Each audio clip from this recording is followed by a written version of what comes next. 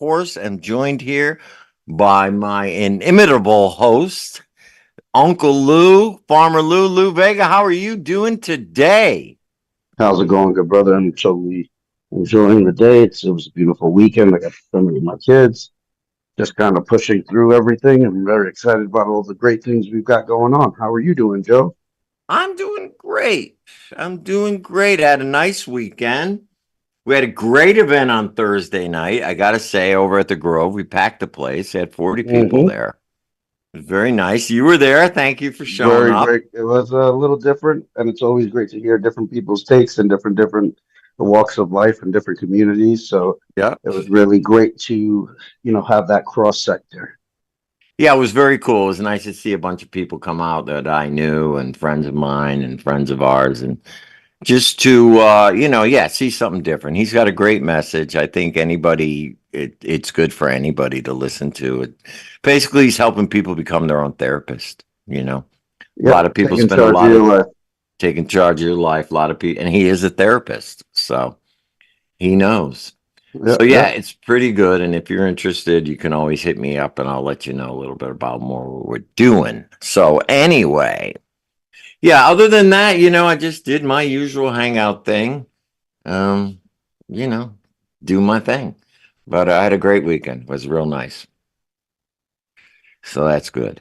All right. So, Kristen, how are you? Welcome, Kristen in the corner. Classic Kristen Souza joining us this week. How was your weekend? How's everything going with you? Hello, it was good. It was a quiet weekend, but nothing wrong with that. Just kind of, hung around the house and met up with a couple people for quick things. But yeah, it's really nice. The weather's killing me because it'll go from like today where it's really nice and then it's going to be like 75, then it's back down to 30. I was like, I'm just trying to suck up the good days while we've still got them. But yeah, no, it was a nice kind of chill weekend, caught up on some stuff. So Well, no that's good. complaints. Yeah, it sounds like all of us were just being mellow this weekend, gearing up, getting ready for Thanksgiving, which is Which I actually can't coming up believe is so next close. week. Can I you know. believe it? I know. Thanksgiving coming up next week. There are some events going on and before Thanksgiving. So, what do you got going on over there? And I'll let you know what I found hanging out on the internet there. You go first and I'll fill in. I'm going to be honest, I have not Oh, been keeping okay. up. So you're going to All educate me now. right. So, let's start with this. Our good friend, Takesha, Takesha Carter is going to be doing a careers in cannabis workshop. Come take a look at the diverse opportunities in the growing cannabis industry. This is going to be at the West Haven Public Library, and that is this Wednesday, November 20th from 4 to 5 p.m. And you can contact Takesha Carter. You can find her on Instagram or Facebook. Do you happen to know her handle? Is it native Takesha, I know that her business is native? Native Nubian That's her Wellness. handle as well. Yeah. Yeah, so she's under Native Nubian Wellness. So you could find out a little bit more about that event, but it's a careers in cannabis and it's at the West Haven Public Library and it's free. So that's something you might be interested in. On the 22nd, Peaceful Potions, our good friend Mike Johnson is hosting a puff and paint with Stacy Voigt. And that is you have to DM for the location, but that is going to be this Friday over there. And I also know that on the 19th, C Creations and Sarah over there is doing another puff and paint over at the Burn and Learn Center. So those are three things that are going on this week. But the big day is Sunday. So Sunday we have two parties going on in the cannabis community. One will be at the Burn and Learn Center. That is a Thanksgiving festival, which is also a celebration of my birthday. So I would love everybody if they could come. That goes from 12 to 4. That's down at the Burn and Learn Center in North Branford. Most of you know where that is. Most of you have been there. But if you haven't, you can find out a little bit more from us. But we'd love to see you there. It's a celebration of my birthday. It is a community potluck. Just bring a dish, bring a pie, bring some brownies, bring whatever you want, mashed potatoes, whatever you want to bring. Come on down. It's free admission.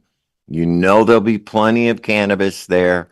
And of course, we will be celebrating my 65th birthday. And I never celebrate my birthday, but I felt like for this one, it was very, very important. And I wanted to get all my friends together and have a big community thing. Once they told me they were having a party on the same day as my birthday, I figured we just had to do it together. So I want to thank Burn and Learn, first of all, for hosting that. And I really, really appreciate it. And we're going to have a lot of good food there. Some nice turkey coming from Stone Garden Farms here in Shelton, all organic, raised right on the farm. So it's really going to be some really, really, really good food. And the second party is going to be sponsored by Connecticut. And I think they're called the High Society now, not the Smokers Jacket Club anymore, but it's the High Society. And they are holding a party up in East Hartford. That is also a Thanksgiving potluck brunch type of dinner type of deal. And that goes on from 2 to 6. So if you're really a good, strong community member and you got a good car, you could definitely make both parties because actually East Hartford isn't that far from North Branford. So it'd be great to support the whole community. We're a big state, so we got parties going on in 2 different ends of the state. But please make sure if you can support both parties. Support the cannabis community. I'm sure Connecticut would appreciate your support, as would the High Society. And if you want to know more about that party, you can go to Connecticut.com. So that's what I got. There they are. Kristen, how about you? Do you have anything? I told you I don't have any. No, I don't. I knew about the Thanksgiving one, but wanted to give you that thunder because I think that's very cool. The combination of the community event with celebrating your birthday and Thanksgiving, I really dig that. The guys over at Connecticut, they always throw a good event, so I'm sure that one will be a blast as well. Yep. Very, very good. And we also, I did miss the CCSBA community meeting because I was at that other event. Was there anything interesting that came out of that? It wasn't like a super topic heavy agenda. We're going to start using some of the time in our meetings now to highlight some of our new members. So there was a new member that joined as a result of that fundraiser that helps with accounting and tax prep type services. So they kind of introduced themselves and the sorts of things that they could help business owners with. Real quick, light touch on the fundraiser event and just an open call for folks if they have any other sort of ideas for ways for us to get together and network. It doesn't always need to be about around raising money.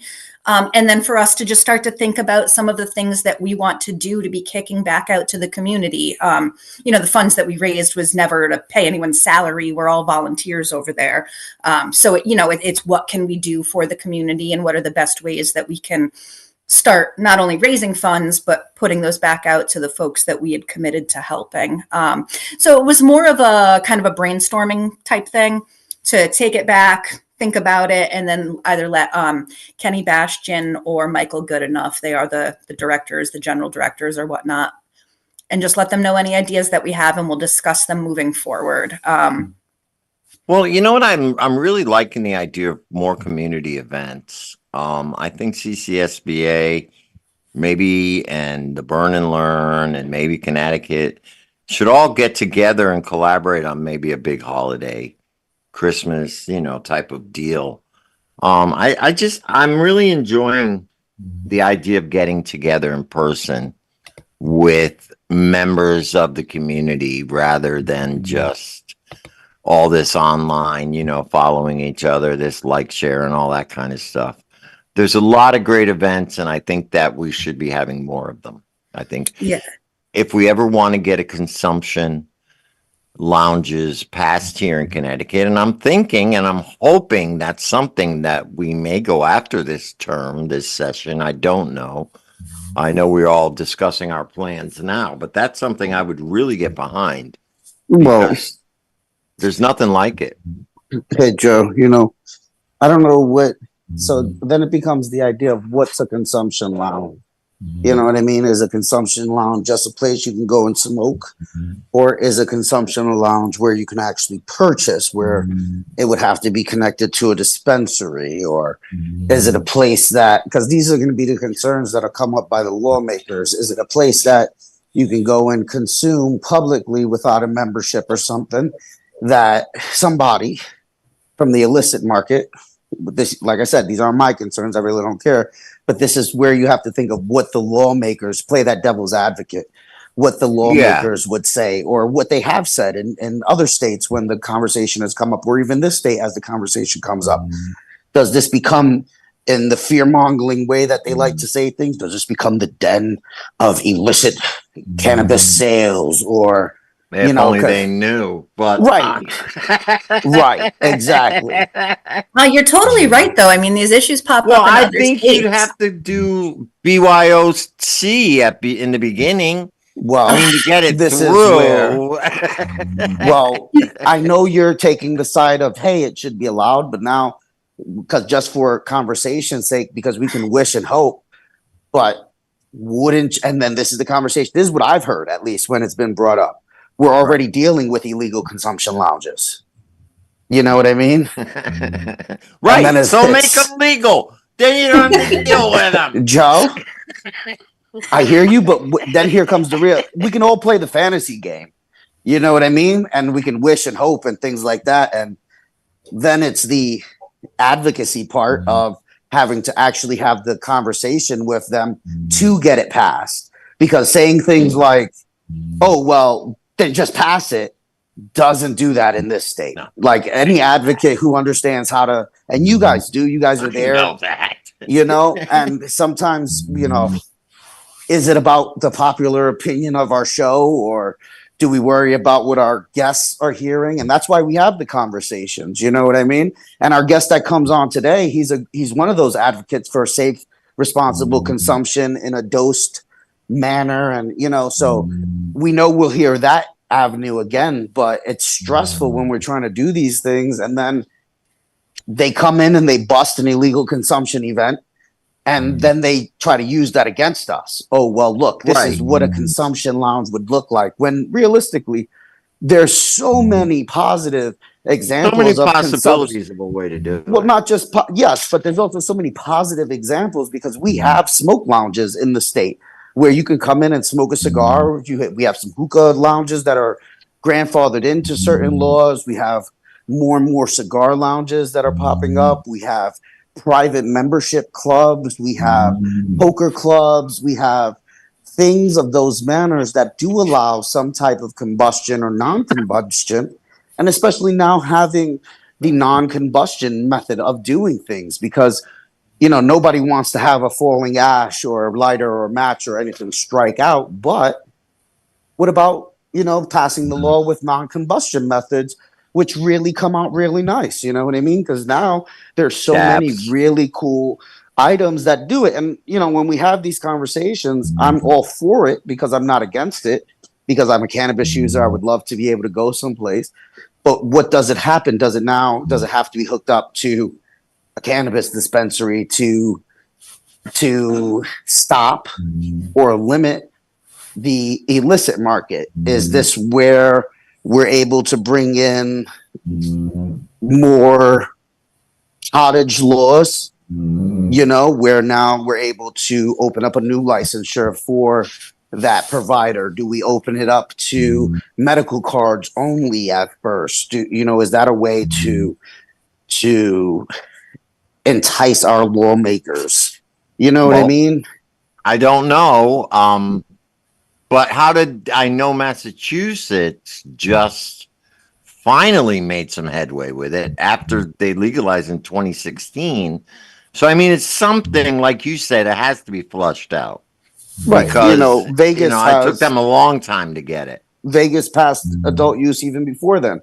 California doesn't have consumption lounges, and that was passed even before everybody else. Yeah. You know what I mean? So, what are the rules that they're looking to abide by, and what are some of the ways that they'd be willing to abide by? You know, Connecticut's the land of steady habits, and as we continue to fight so many different things, if it's not, and this is where Kristen's yelling and screaming, in all honesty, for the last, let's be for real, for the last year, and followed up with some of the small little yelps from me and you.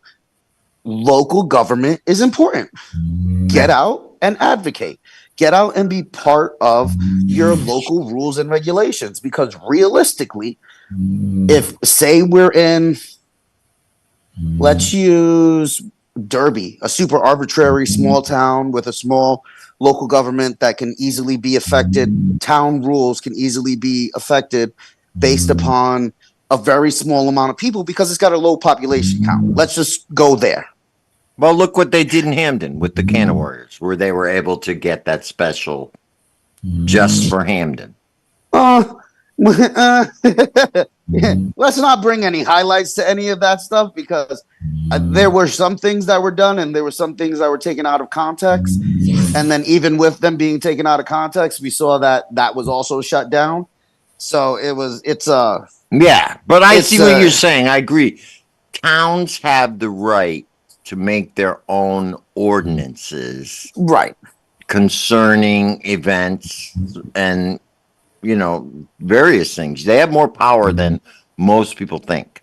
Right. And so I would even go with something of, here's an arbitrary way of looking at it. An event location that was being serviced by a delivery company, because we're looking for more ways to give delivery companies a little bit of value to their licenses.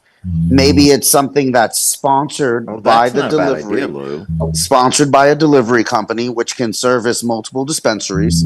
Yeah, and this is where order, right. So let's take it to, we'll use Derby, just because that's where Connected Cannabis's office is. How about that?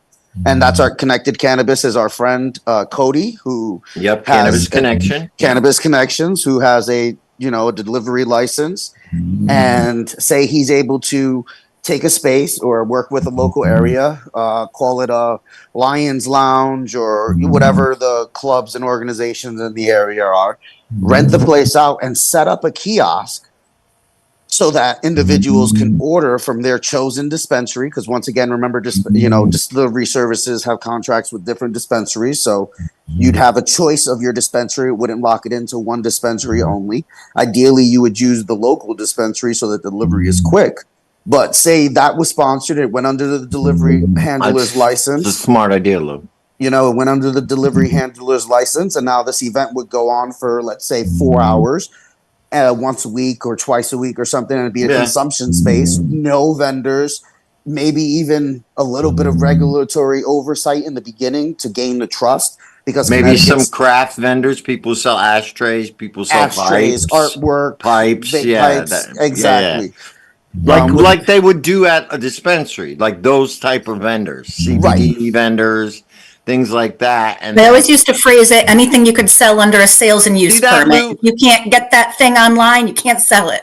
Right. You see that? We just flushed out a whole concept for consumption lounges right here on the air. I hope the legislators are listening, and I hope some other activist is writing this down, because it's brilliant. We give away so many gems on this show, Joe. We really do.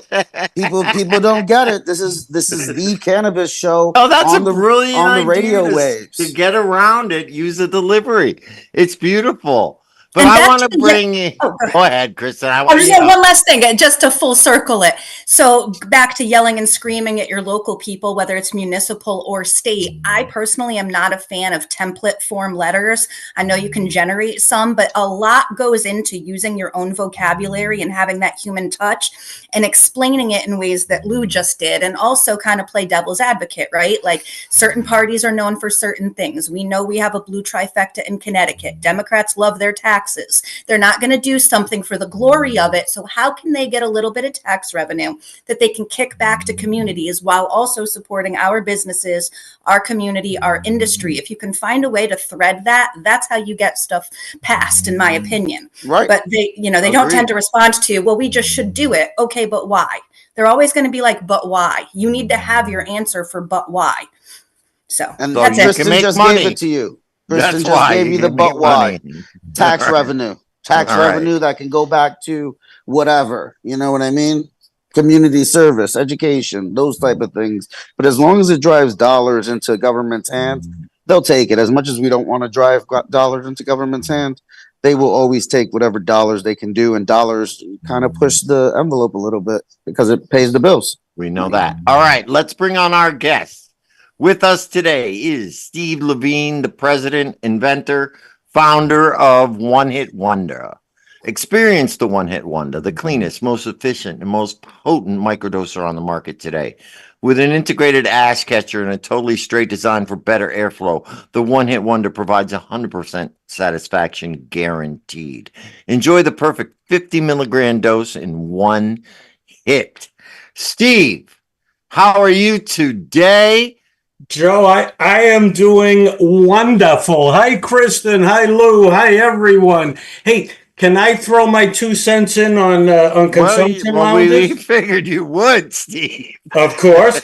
7 years ago, as we introduced the One Hit Wonder, I had the vision of owning the competing consumption lounges on opposite corners. One would be called, of course, Wonders. And on the opposite corner, we'd have Pot Shots.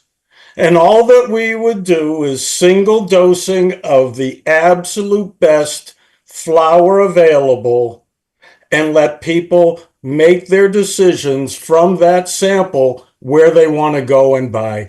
I don't want it to be an alcohol-based model where people just walk in and consume until they fall down. They won't do that with cannabis. We know that. But on an alcohol model, that's the wrong model for our industry. No, agreed. And- I don't think we and were further- talking about that.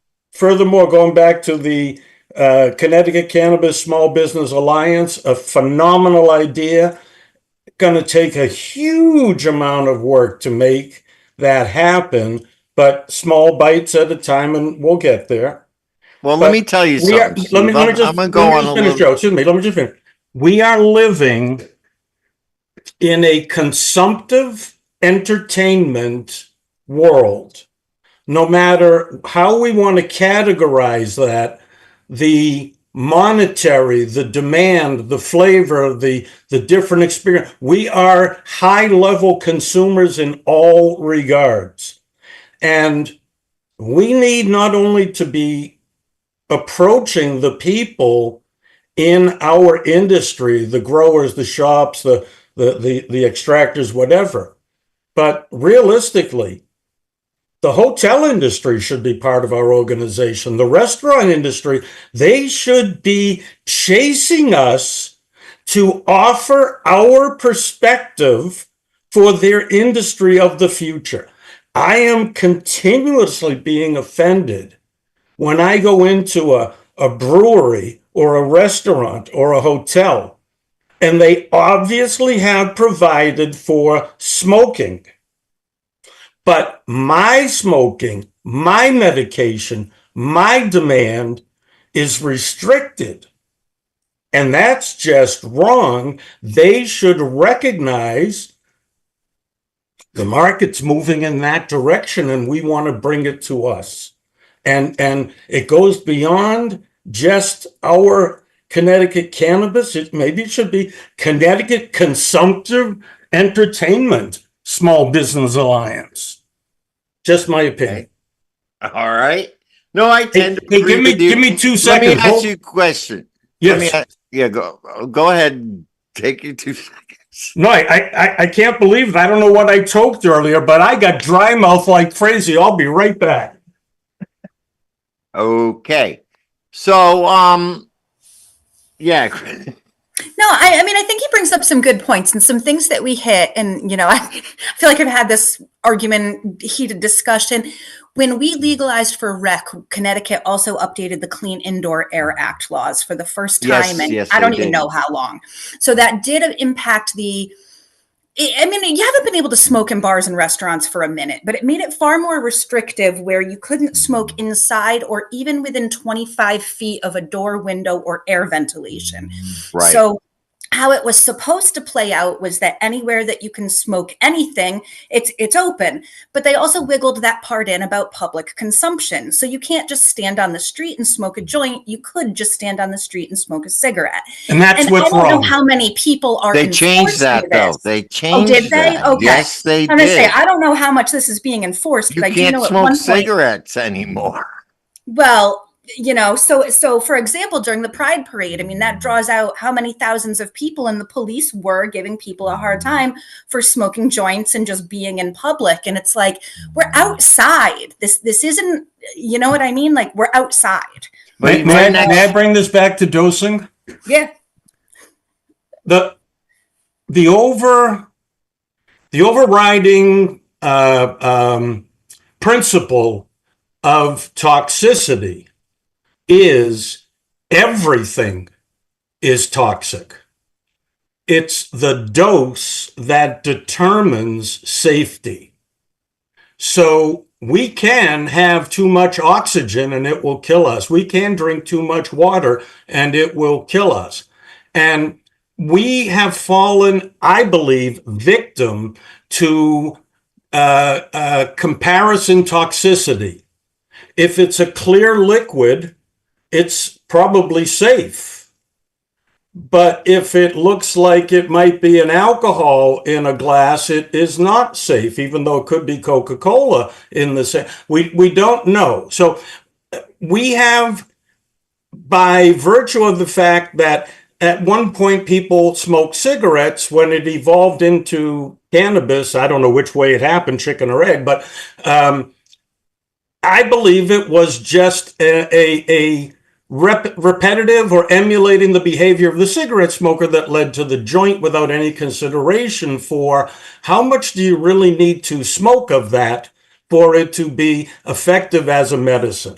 And what I believe isn't that showing subjective? Well, it's totally subjective, but in a world where we're trying to discover if it applies, then one test that is important is take something that your body has not been exposed to, a cannabis you haven't used in the recent past, and consume a single dose of that and give it a few minutes to show itself. And I virtually can guarantee that's going to evoke a reaction that you can acknowledge. Now, consuming a second dose in 10 minutes, let's say, I believe you're not going to be able to detect any noticeable difference. However, if you want to be smoking, change your strain to a second strain that you haven't used in the past few weeks and take a single dose of that and see if that adds to the feeling that you have. And people talk about this entourage effect, and they're trying to put names and labels and concepts behind these high consumption volume models. And I'm saying, I believe with multiple events where I have had the ability to have the product that was being used in cannabis competitions, pre-rolls and things like that, where a group of us could share the same cannabis, but only doing 50 milligram by weight approximately doses. By the third or fourth or fifth dose, we're stupid. We don't, I mean, that is the beauty of the cannabis plant, that we can use it to bring us around to whatever mood we want, in my belief. And that's what, I mean, I'm doing it with my one hit wonder. I'm banging my head against the wall trying to get other people to believe me that it's true. But Well, So be I'll it. tell you, I got So an be it. idea for you there, Steve. Yes. Why don't you throw a party where this is exactly what you do? I know your concept, obviously. Anybody. Well, here's the challenge. Well, how about? Okay, go ahead. Liability. Why? Liability. The- Because if somebody, the point is, in my belief, and I'll say it straightforward. Cannabis is probably the safest medicine we have ever seen, yes. and the fact that people will be under the influence of another drug, or under the influence of alcohol, or under the influence of whatever mushrooms or whatever it may be, and they mix cannabis gets a bum rap. And you'd have to have a test. I mean, I'd love to do it. I'd love Fine Fettle to do it. I'd love Well, Cure yeah, that's what I to was do it. saying. Why They won't even respond when I reach out to contact them. They don't take me seriously. not the They don't only show game up in to town. events. They're not It's the only a game joke in because town, Steve. they believe that if you go to a dosing model, you're going to put them out of business. And the truth of the matter is they're struggling to keep their inventories up. They're struggling to maintain their quality. So I don't see how that makes any They sense should that have, you would they put should them out welcome of. something that'll stretch their supply and give the user the benefit of knowing exactly how it strikes them, exactly what it does for them. And they can journal it, they can document it. It's a whole program. I mean, what could a consumption lounge look like? What if a Curaleaf or a Fine Fettle were to, on a weekly basis, package a 4-sample trial Flight, kit? like A a flight, flight. exactly. Well, yeah, And for $20, you go in and you get their 4 latest strains, and they might have a variety of them so that you could try something in each range. But anyways, for That's a 20 great bucks, you idea. go I in, think you sample it. Either you bring your own one-hit wonder or they sell you one. But the point is, then you turn around and they go to the dispensary, wherever it may be, and they do their business. We're not So- selling bottles of 1800 tequila at every bar. We're sampling at the bar. We're selling it at the store. there you go. Now there's your idea right there, Steve. So I'm thinking that if you went into a dispensary and proposed this to somebody, they might actually bite. I mean, you're right. With You all think the I have not? competition out there, I'm there looking. are- I'm looking you for the might want place. I'm something welcome new. to it. And you know me. I'll show up. I'll be there. I'll show up. I am confident that your network is listening right now, and I'm going to hear from the dispensary. I'm going to Why, hear. you don't have a phone, Steve? I'm sorry. You could just call them. Oh, please. I'm retired, Joe. You know that. I'm As am retired. I am I retired. still make the calls. I am retired. The product is great. The community should have it. There are people out there that know that. Take it and run with it. It ain't going to be me, Joe. It ain't going to be me, Joe. Nobody I'm carries sorry. my water Yeah? for me, bro. If I had the best tasting food in the world, I'd be in the same position. Come and find it. I'm not going to be chasing you. I'm sorry. All right. Well, then these concepts. It's not a traditional business perspective. I will grant you that. And neither is my one-hit wonder. So I'm consistent, Joe. I guess so. I guess so. So, Steve, tell me, let's get into a little bit about you and your history. Sure. How did you get into the cannabis space? As far as I know, you have a background in engineering and Yes. design. All right. So what made you decide to design a one-hitter? All righty. Because I know you come from an entirely different background. Yeah, I'm a 53-year daily cannabis smoker. Okay, Found so as it. long as I have, huh? Yes, founded at 17 in Brookline, Massachusetts. Police lieutenants dining room with his twin sons and friends who I'd known since kindergarten. And I haven't been without since that May night in 73. Have you ever 73, same year I started? Yeah. What do Yeah, I you haven't been know? without. I Happy mean, anniversary. I have not been. When I got to Northeastern, fraternity life and all the rest of it, I started selling pipes and rolling papers and water pipes out of the trunk of my car in Northeastern's parking lot. Oh, And I did flea see, markets now we around. know about. Now we're finding a little bit more about. Yeah, I Steve. did He's flea always markets been a around the hustler. Boston area for a long, long time until I finished college and moved out of the area. And then there was cannabis was always there, but the marketing of paraphernalia and such, backseat, long gone. Well, yeah, And yeah, right. one of my closest friends gave me a dugout and a bat 38, 40 years ago, maybe. And I thought that was the cat's ass when it came to smoking. Everything was there. It was so convenient.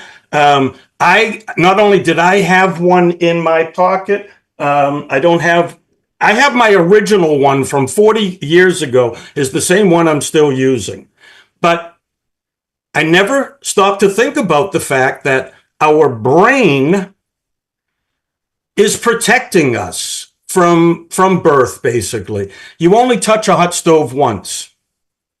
Our brain remembers when we inhaled that first Scooby snack. And it's imprinted on our brain.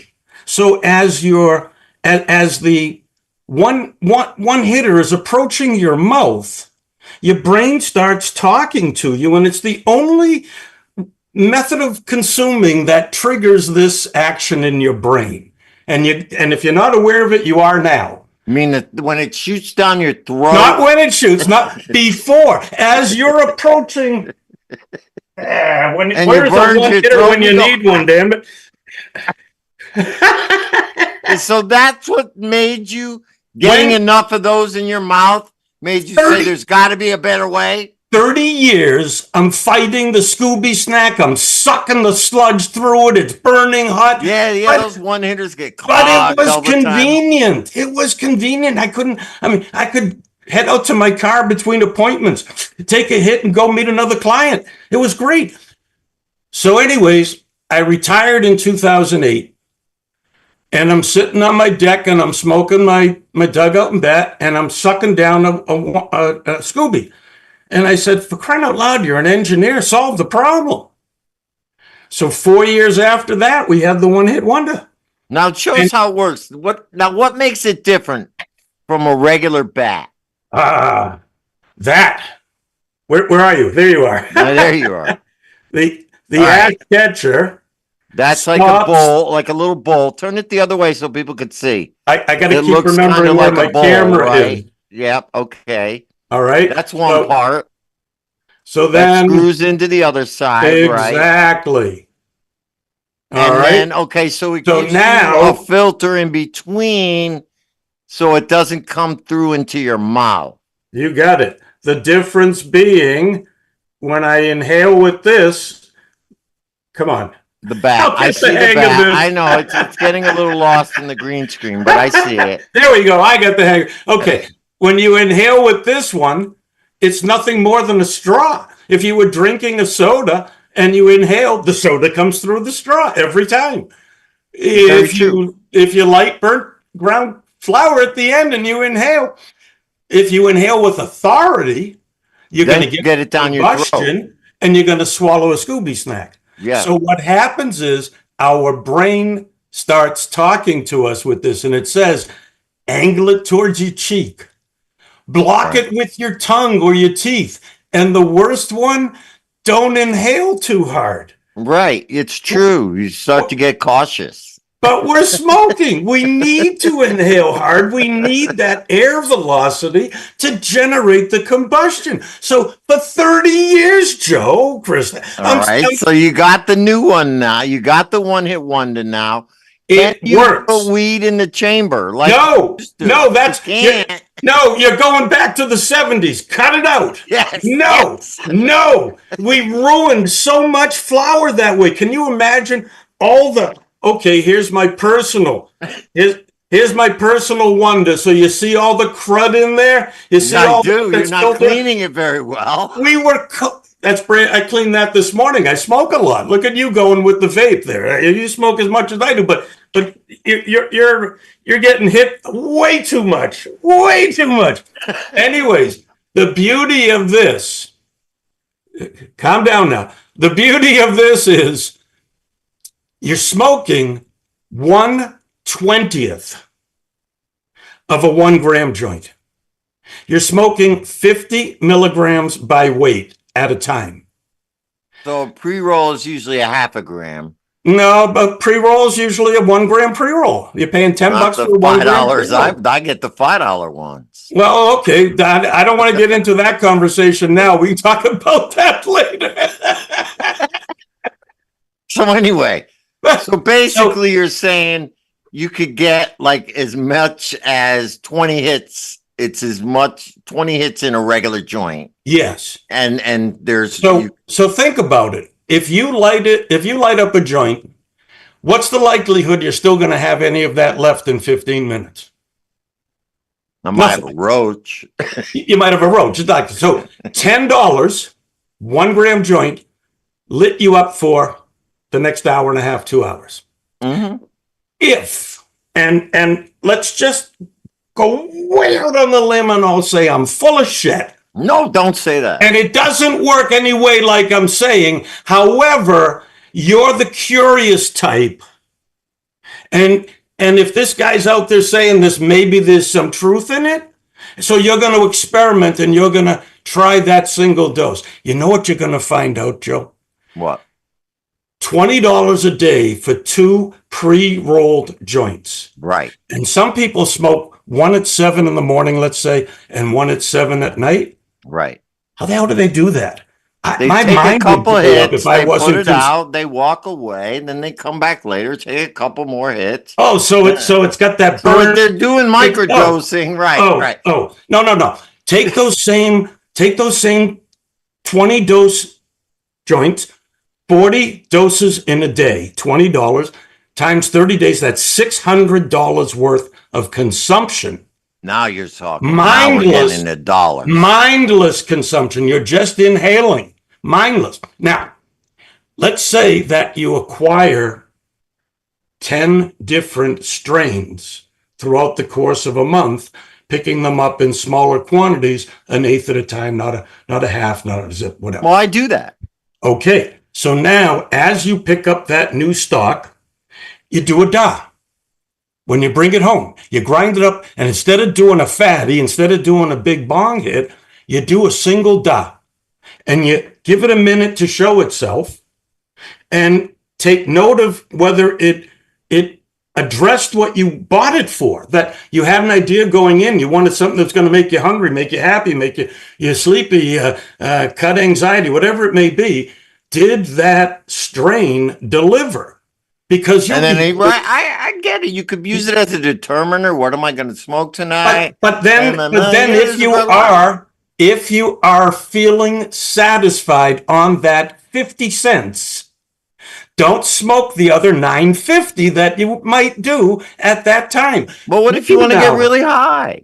But I'm saying to you, I'm saying to you, Joe, and you can experiment with this. Something your body hasn't. Well, I do it honestly. I'm one dose, and then if you have to do a second one, find better flour.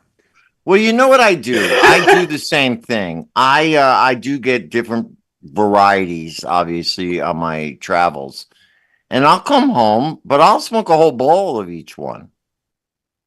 If it's doing anything for you, I'm not saying don't do anything. To try it. I'm saying that everything is toxic, and we're trying to find the level at which you can measure a reaction in your body, you feel it, and the point where adding any more is not adding to that feeling. No, I understand what you're saying. And because I you're get it. dosing, you can literally feel the difference. And if Oh that, yeah, you could mix strains. You could That's it. come up That's with the your one. own Exactly. exact kind of different feeling. I mean, you could take 5 different strains, how about take ground a hit moon of rock? each one, and you're gonna have a unique.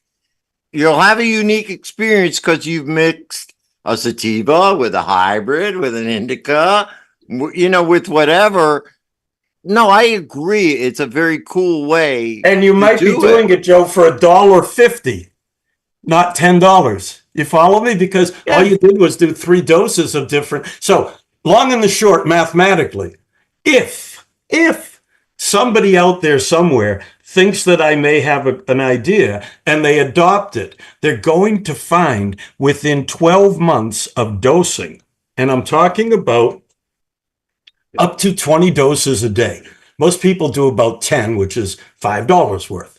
All right. You wouldn't, I wouldn't, but I'm saying Average an person. average consumer. And if they're consuming on that basis, their $600 a month comes down to $150 a month. That's rent money. That's You're food saving money, payments. yeah. It's just an amazing difference. And if they're satisfied, why not do it? Why not take advantage of it? It's like I wouldn't go out and buy a bottle of scotch and then stand there and pour most of it out while I drink a couple of shots. It Right. makes no sense. Right. So, all right. So let's do a little thing here now. All right. Can you name the benefits of microdosing, like in like a list? What are the benefits of microdosing? What in a list as compared to just free range consumption? The most important aspect of microdosing is to have an understanding of why are you microdosing? What is it you want this natural, this organic medicine, what is it you're looking for it to deliver to you? And we have the ability to go into an Allbud directory, a Leafly directory, a ChatGPT directory, and we have the ability to look at a strain by name and find out these vast general parameters that we may find in using that strain. And I call this the wall of nothing, because we don't know who the reviewers are. We don't know what their capabilities in reviewing are. We don't know how messed up they were on other things when they were reviewing. All we know is that they chose to sit down and push buttons at that particular time. And we have their data saying that at this end of the scale, we get one reaction. This end of the scale, we get another reaction. And all these things in between have been reported. And now I say you take a tool that will allow you, with that knowledge of everything, how's it going to affect me? And with one dose in a couple of minutes, dead on target. I know where in that range that medicine is. Now, I may have 20 more strains, all within the same parameters. But so it's a good device for testing. It's what I don't call mean testing. I mean, but chemically testing. I mean, okay, sampling. it. Would be We a great are device the for- reason the government, and once again, I'm just numbers. I'm an engineer. I'm not a doctor. The government will never be able to come down to a formula that will identify a safe and effective dose of flower cannabis. No. And They can't that's come up with a because- lethal dose, Steve. Well, there is no lethal dose. everything is a variable. There are no fixed elements, so you can't just add up a bunch of variables and develop a fixed number. It doesn't work that way. And the reason it will never work that way is we are literally addressing our endocannabinoid system, and we're addressing it with cannabis, which I believe is a medicine that does not build up in our system. So No, it's used by our system. You're right. well, but that particular strain that we may sample, that may flood our endocannabinoid system with that medicine, and that little amount may address our imbalance. And consuming more isn't going to change our imbalance anymore, Right. because that medicine's already done, and it's just sort of Yeah. flowing Well, off the end like an Well, infinity you pool. see, that's the problem with the testing and everything for cannabis. The whole reason it stays in our system is because our system is using it. But I mean, you're never going to be able to tell a cop or any law enforcement that. But Steve, it is almost time to go. I want Yes. to give you a moment to tell people how to find the One Hit Wonder, and where even if I know you also do pop-up events and stuff. I do So pop-up tell events. us Next your one. website, your Yes, social, yes. and where you're going to be. I will be at Expo Cana with. I've been asked to work with Gabe over at Metatron Homegrow, and I will be there presenting the One Hit Wonder. Nice. If you want to order online, onehitwonder.com. Just like it's spelled, O-N, all one word, right? All one word, ONEHITONEDA.com. Okay. There are multiple shops in the area that carry the product. Slow Puffs has the product. Metatron Homegrow has the product. Gold Coast Growing has the product. Burn and Learn Center has the product. Bohemian CBD High down seller Milford. in Guilford has the product. That's right. The vape. Yes. Thank you very much for reminding me. That's right. The CBD seller up there. You know Absolutely. that guy, right? Absolutely. And please, the product, 100% satisfaction guaranteed. If anything I have said representing what this product will do for you ever proves to be not true, you just send it back to me, let me know, and I will gladly refund your money. But here's the catch in that, and it's a catch in my brain. Nobody has ever taken me up on my offer, and we've sold over 16,000 of these at this point. Wow. So it's getting out there. Steve, I Yeah. think it's beyond with you, beyond a product.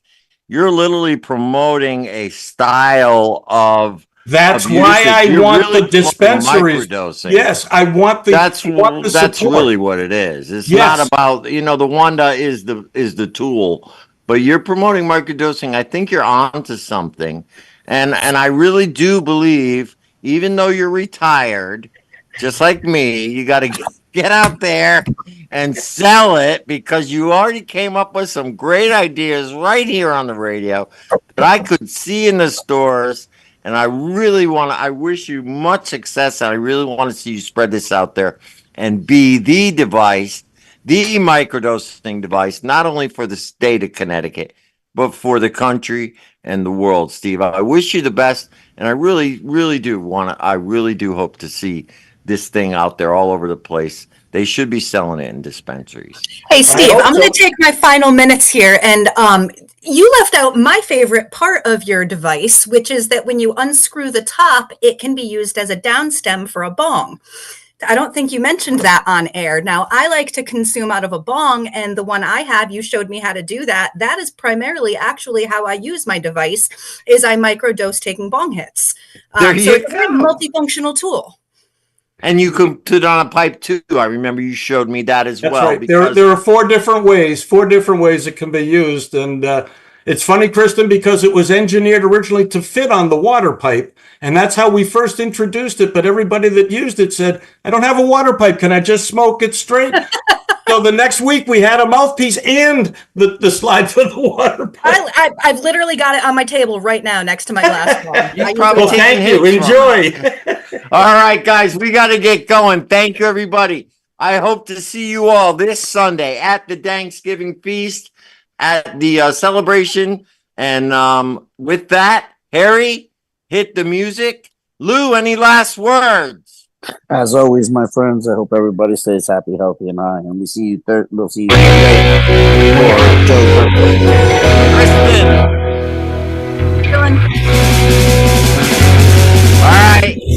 Thank you, everybody.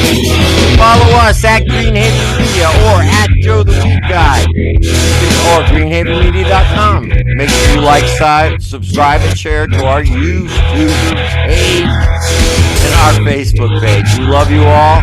Hope to see you this Sunday at the party, at either one of the parties. Thanks again for your support, and see you next week. Bye-bye.